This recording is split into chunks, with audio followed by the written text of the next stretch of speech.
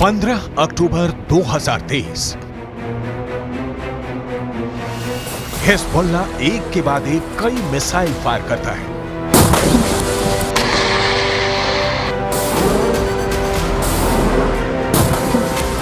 पहला हमला, टावर उड़ गया। दूसरा हमला, रेडार तबाह हो गया।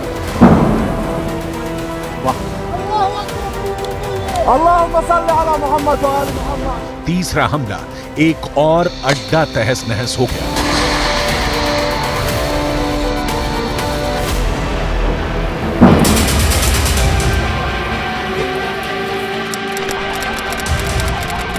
ये जगह है लेबनान और इजराइल के बॉर्डर पर शीबा फार्म्स का इलाका। दुनिया के सबसे खतरनाक बॉर्डर्स में से एक।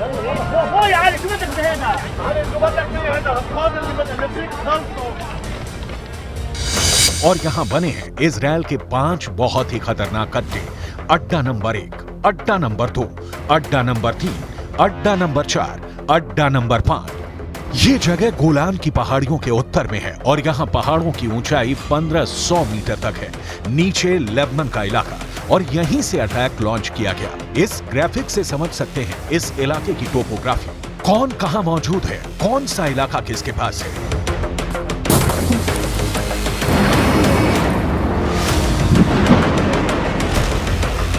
अब यहां क्या हुआ, बहुत गौर से देखिएगा।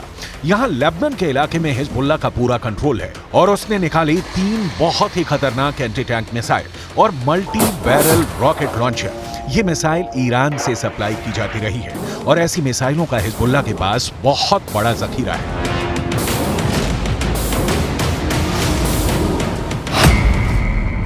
हिजबुल्लाह ने 3 तरह की एंटी टैंक गाइडेड मिसाइलें इस्तेमाल की। ये है कॉर्नेट, इसकी रेंज 5 किलोमीटर तक है। ये रूस की मिसाइल है, लेकिन अब ईरान इसका देसी वर्जन देहलाविया तैयार कर चुका है और ऐसी बहुत सी मिसाइल अब हिजबुल्लाह के पास है। दूसरी है BGM-71 टो anti tank guided missile. Range है 3.5 किलोमीटर। यह अमेरिका में बनी मिसाइल है, लेकिन अब इसकी नकल ईरान तैयार कर रहा है और इसने हिजबुल्लाह को सप्लाई की है। तीसरी है 85 कॉनकोर्स, रेंज 4 किलोमीटर। यह भी रूस ने बनाई है और अब ईरान में ये तोसान नाम से तैयार की जा रही है। तीनों मिसाइल बहुत ही घातक हैं और जिस तरह से इन्होंने इजराइल के अड्डे उड़ाए हैं, उससे ये बात साबित हो जाती है। हिजबुल्लाह का दावा है कि उसने ये हमला लेबनान में इजराइल के हमले के जवाब में किया।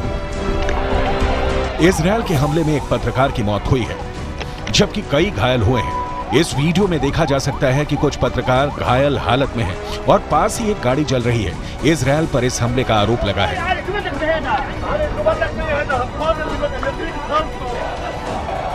अब लेबनान में इस मर्डर को लेकर इजराइल को लेकर बहुत गुस्सा फैल चुका है।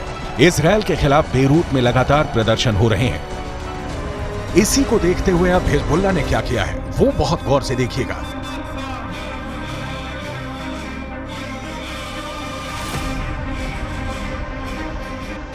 सबसे पहले इजराइल का अड्डा नंबर 1 शतुला इलाके में बने इस अड्डे पर हिजबुल्लाह ने किया पहला हमला।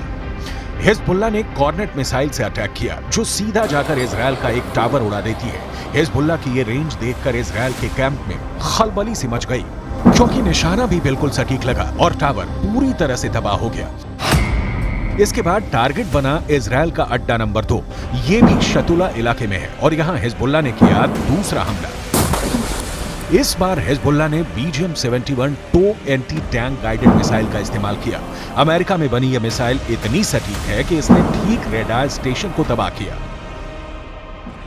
ऐसा निशाना देखकर कोई भी दुश्मन डर जाएगा। इसके बाद टारगेट बना इजराइल का अड्डा नंबर 3। यह भी शतुला इलाके के करीब है और यहां हिजबुल्लाह ने किया तीसरा हमला। इस बार हिजबुल्लाह ने concourse anti tank guided missile fire की। रूस की ये वायर गाइडेड मिसाइल भी इजराइल के एक ठिकाने को खत्म कर देती है। इसके बाद चौथे और 5वें अड्डे पर भी हिजबुल्लाह अपनी बाकी मिसाइलों और मल्टी बैरल रॉकेट लॉन्चर से हमला करता है और उनका भी वही हश्र होता है जो बाकी अड्डों का हुआ है। हिजबुल्लाह का दावा है कि इन हमलों में इजराइल को भारी नुकसान हुआ है और उसके कई सैनिक भी मारे गए हैं। צה"ל הגיב בירי והשמיד עמדות חיזבאללה ואת מקור האש. כמו כן, בוצע ירי למוצב צבאי, אין נפגעים, גם שם צה"ל הגיב באש לעבר מקורות הירי.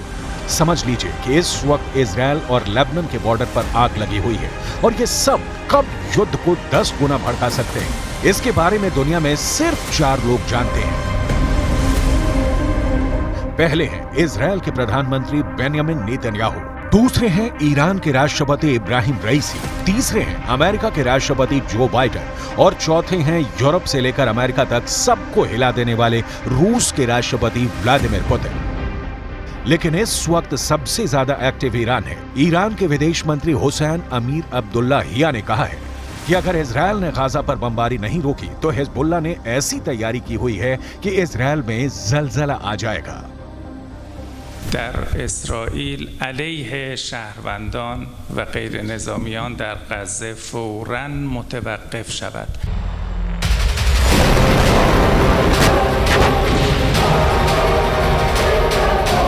ईरान के विदेश मंत्री ने 48 घंटे में वो कर दिखाया है जिसका तेल अवीव से लेकर वॉशिंगटन डीसी तक खौफ फैला हुआ है।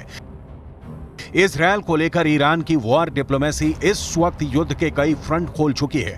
सऊदी अरब के क्राउन प्रिंस मोहम्मद बिन सलमान से ईरान के राष्ट्रपति इब्राहिम रईसी की बातचीत के बाद 48 घंटे में ईरान के विदेश मंत्री ने इराक का दौरा किया, वहां के राष्ट्रपति से मिले। ईरान के विदेश मंत्री ने सीरिया जाकर वहां के राष्ट्रपति से मुलाकात की। हुसैन अमीर अब्दुल्लाहिया फिर लेबनान गए और हिजबुल्लाह की लीडरशिप से मिले। इसके बाद वो कतर आए और वहां के विदेश मंत्री से मीटिंग करने के बाद हमास की लीडरशिप यानी इस्माइल हानिया से मुलाकात की। सवाल है कि क्या 48 घंटे के अंदर ईरान और इजरायल के बीच बड़े युद्ध की तैयारी हो चुकी है?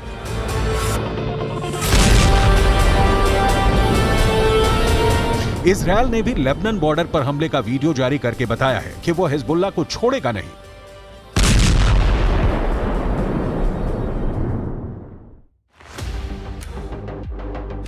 लेकिन अपनी ताकत दिखाने के लिए हिजबुल्लाह ने अपने वीडियो वायरल करने शुरू कर दिए हैं।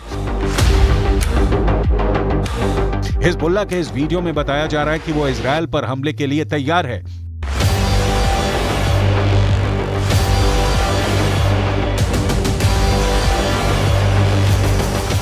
इस वीडियो में हिजबुल्लाह का मैसेज साफ है कि उसका अटैक ऐसा होगा जो इजरायल रोक नहीं पाएगा।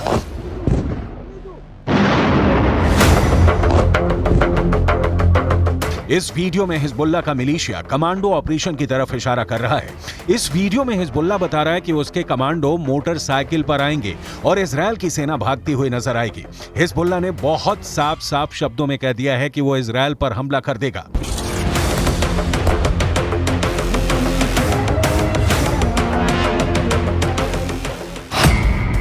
अगर इजरायल की सेना फिलिस्तीन के गाजा में घुसी तो वो उत्तरी सीमा की तरफ से इजरायल पर चढ़ाई कर देगा। इजरायल और लेबनान के बीच करीब 130 किलोमीटर लंबा बॉर्डर है और यहाँ संयुक्त राष्ट्र की शांति सेना तैनात रही है। इसमें भारत की फौज भी शामिल है। इस वक्त इजरायल को गाजा से ज्यादा इस बॉर्डर की टेंशन है, क्योंकि अगर इजरायल गाजा में घुसा तो हिजबुल्लाह उत्तर की तरफ से इजरायल पर हमला बोल देगा। Fighters fired an anti-tank missile towards Israeli troops. There was a short battle and the situation eventually calmed down.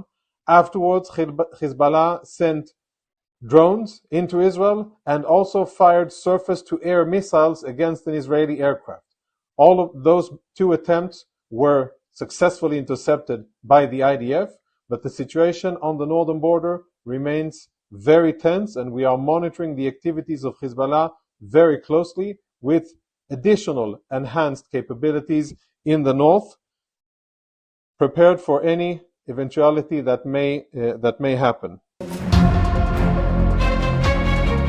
दक्षिण लेबनान और उत्तरी इजरायल के बीच जो बॉर्डर है वहां तनाव बहुत ज्यादा है। यहां अफरा तफरी के बीच खामोशी है जो तूफान से पहले देखी जाती है। इसलिए यहां के लोगों को भी पता है कि बहुत जल्दी युद्ध का एपिसेंटर गाजा से निकलकर लेबनान तक पहुंच सकता है। यहां तैनात संयुक्त राष्ट्र की सेनाएं भी अलर्ट मोड पर हैं। लगातार पेट्रोलिंग हो रही है। इजरायल की सेना ने अपना गोला बारूद तैयार रखा हुआ है। तोपों से जो गोले फायर किए जाएंगे वो पहले से ही रेडी मोड पर रखे गए हैं। इजरायल की रिजर्व फोर्स भी आसपास के इलाकों में तैनात की जा रही है। ये हमवी गाड़ियां हैं जो लगातार यहां तक फौज पहुंचाने में लगी हुई हैं। 2006 के बाद इस बॉर्डर पर इससे ज्यादा तनाव नहीं देखा गया और अब हिजबुल्लाह की वार्निंग के बाद सबकी नजर ईरान पर भी है और उसके एक दोस्त सीरिया पर भी है।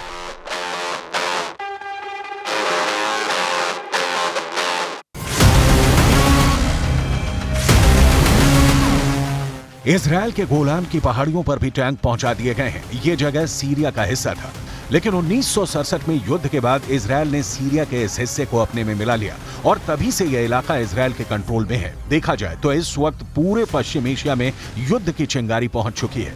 इजरायल से लेकर गाजा और गाजा से निकली ये आग अब लेबनान पहुंच चुकी है। चिंगारी सीरिया और ईरान में भी नजर आ रही है।